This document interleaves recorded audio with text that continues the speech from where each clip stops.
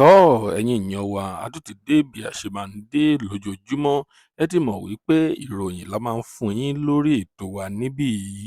Lónìí, ìròyìn nípa wòlíì àgbà òun là tún mú wá fún yín lénìí. Ẹ kúkú mọ arákùnrin adẹ́rìn-pòṣónú yìí tí a ń pe orúkọ rẹ̀ ní Ayọ̀ Ajíwọlé.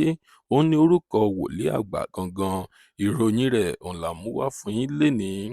Ìròyìn tó ń múnú ẹni dùn ni, ìròyìn tó ń mórí ẹni yá, ìròyìn tó ń pani lẹ́rìn-ín, tó ń múnú ẹni dùn, òun là mú wá fún yín lénìí nípa wòlíì àgbà.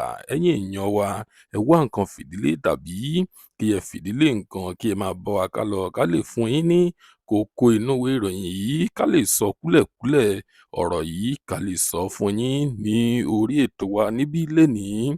Tó bá jẹ́ ìgbà àkọ́kọ́ tí ẹ ń wo fídíò wa nìyí, ẹ jọ̀wọ́ ẹ tẹ subscribe button láti máa rí púpọ̀ lára àwọn fídíò wa wò. Ojú tí ẹ fi ń wò wá kò ní fọ́, etí tí ẹ fi ń gbọ́ wa kò ní di láṣẹ Ìdùmarè. Ọpẹ́ Ọmọ Ajíbóyè lórúkọ tèmi. Ẹ kú dédé wò yìí níbikíbi tẹ́ bá ti ń wò wá, nílé lóko lẹ́yìn odi. Lónìí, ìròyìn jẹ́ kó yé wa wípé arákùnrin tí a ń wò lójú àwòrán yín yìí, òun pẹ̀lú ìyàwó rẹ̀, wọ́n yayọ̀ ọmọ tuntun. Ìròyìn jẹ́ kó yé wa wípé arákùnrin yìí ó ti gbé lọ sórí ìtàkùn ayélujára rẹ̀ o. Ó ti lọ kọ síbẹ̀ wípé òun ti rí ẹni tí ó jọ òun. Ó dàbí pé kò tíì bí ọmọ tí ó jọ tẹ́lẹ̀, ṣùgbọ́n ó ń fi ìgbà àti àkókò yìí ó fi ń sọ wípé ó dàbí pé òun ti rí ọmọ tó jọ òun lára àwọn ọmọ òun wọ̀nyí. Kan tó sọ nìyẹn o.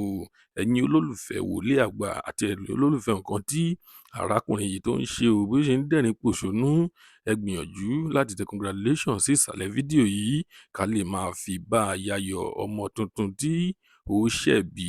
Lónìí, a kò ní rí jù báyìí lọ. Ire ní gbogbo wa máa rí o. Ó tún dọjọ́ mi, ọjọ́ rẹ̀ ó dìgbà.